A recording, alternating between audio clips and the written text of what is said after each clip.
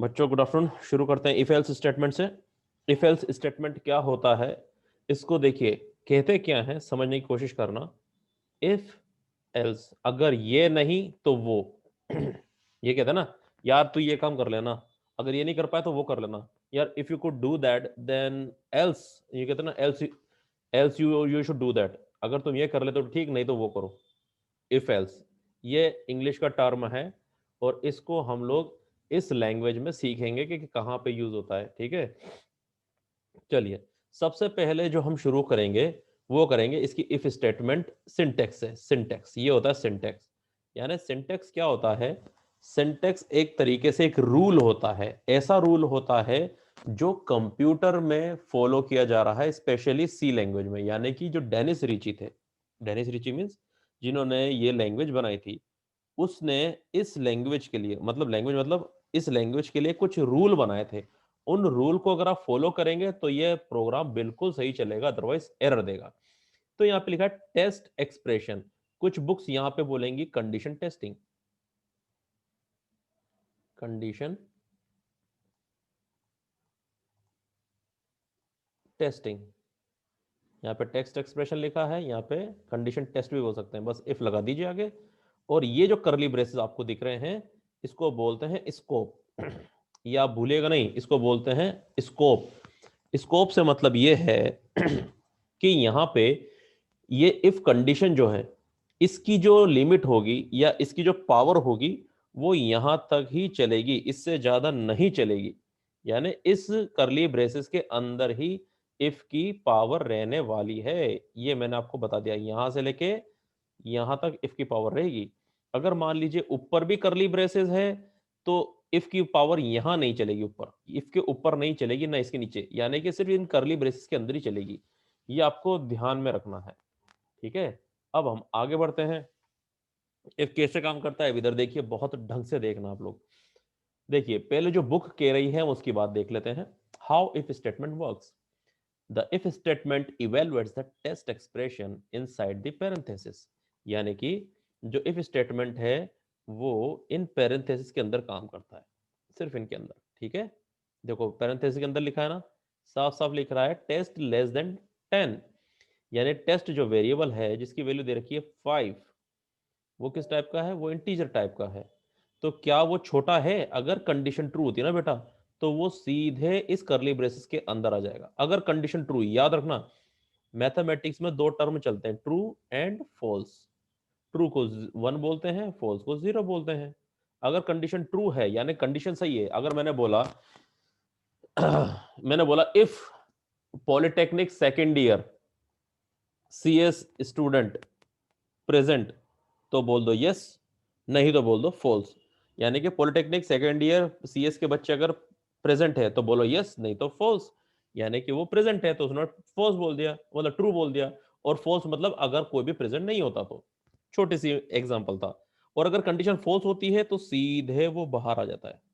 ये चीज ध्यान रखिए, कंडीशन ट्रू हुई तो अंदर आता है, कंडीशन फॉल्स हुई तो इस करली ब्रेसेस, ये जो करली ब्रेसेस आपको दिख रहे हैं, इनसे बाहर आ जाता है। सिमिलरली एक और एग्जांपल है, ये कंडीशन ट्रू के लिए था। अब कंडीशन फॉल्स के लिए क्या है? टेस्ट अगर 5 के बराबर है तो ये कह रहा है टेस्ट अगर ग्रेटर देन है, वहां लेस देन था, भाई 10 से तो छोटा है हमें पता है, अगर क्या 10 से बड़ा है क्या? नहीं, तो वो सीधे बाहर आ जाता है। ये हो गई इफ स्टेटमेंट की बात, यानी इफ स्टेटमेंट कैसे काम करता है। ठीक है अब एक एग्जांपल देख लेते हैं, उसके बाद हमें आगे और क्लियर हो जाएगा कि हमें क्या करना है।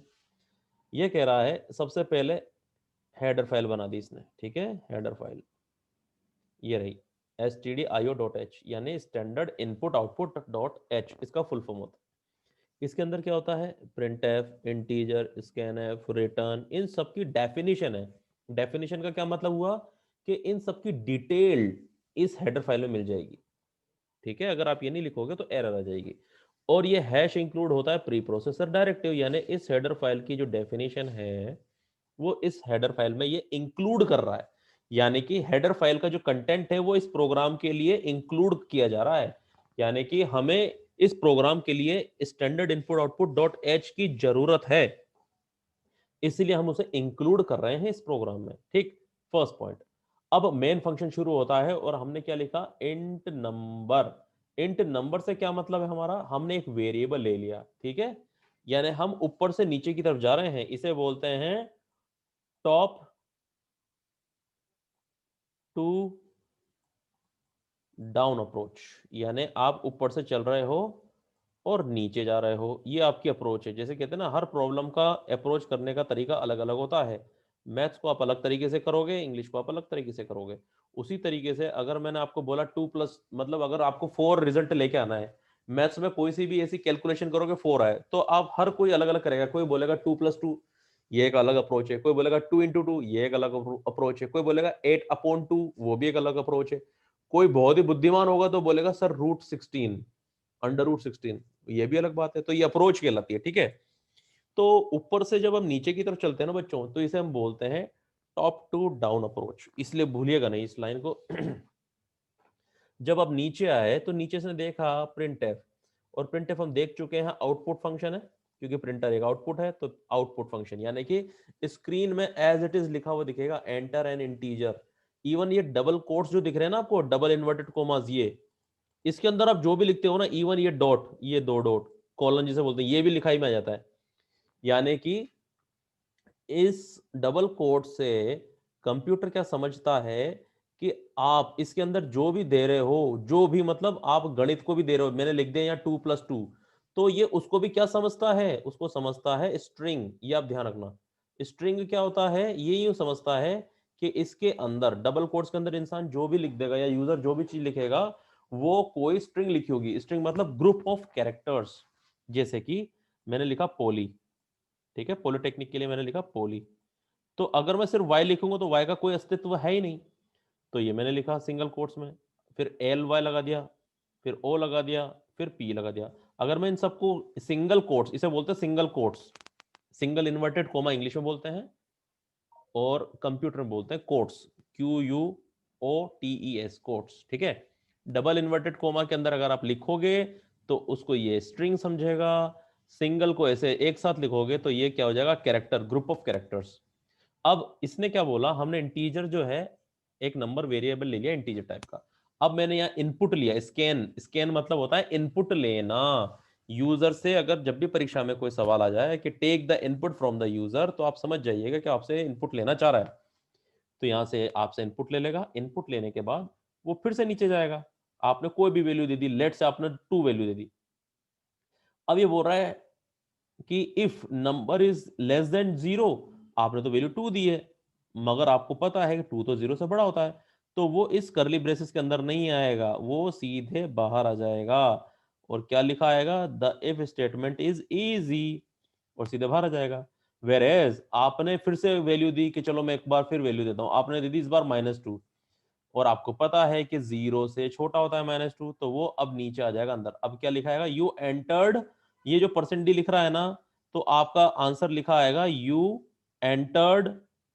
और जैसे आप कहीं %d लगा देते हो, तो %d का मतलब होता है जो आपने इनपुट दिया है वो वैल्यू लिखी आएगी। यानी कि यहां पे जो वैल्यू आएगी वो होगी आपकी -2, ठीक है, ये लिखा हुआ आएगा, और यहाँ पे माउस ब्लिंक करता रहेगा।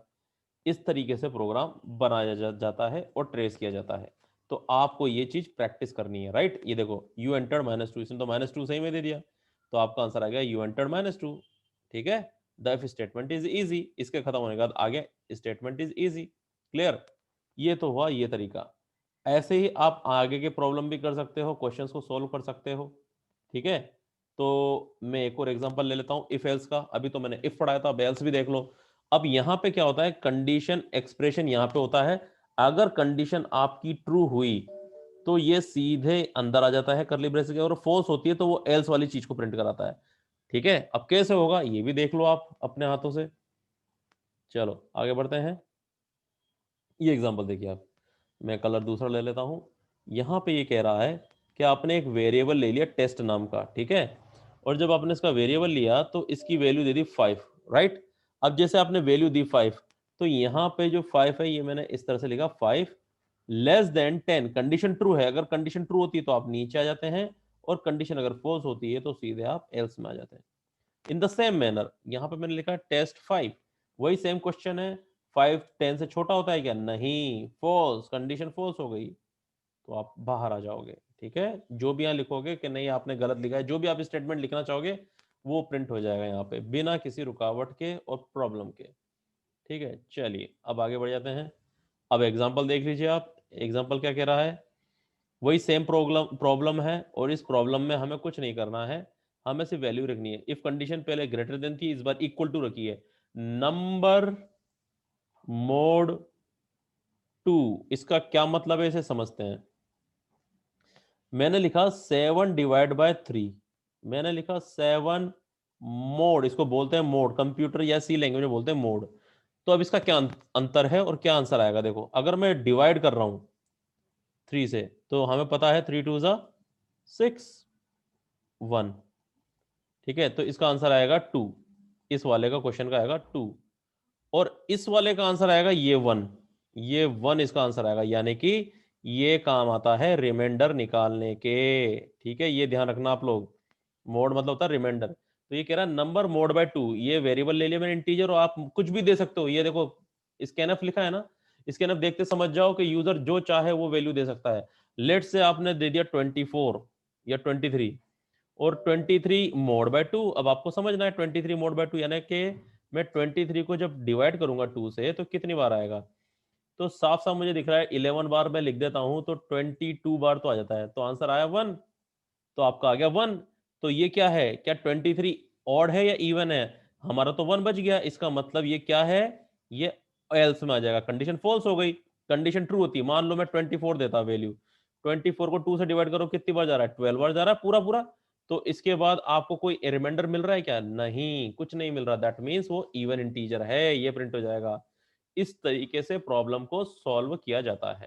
ठीक है, अब आप ये चीज करिएगा, उसके बाद एल्स इफ करेंगे अपन लोग। ठीक है, एल्स इफ करेंगे। तो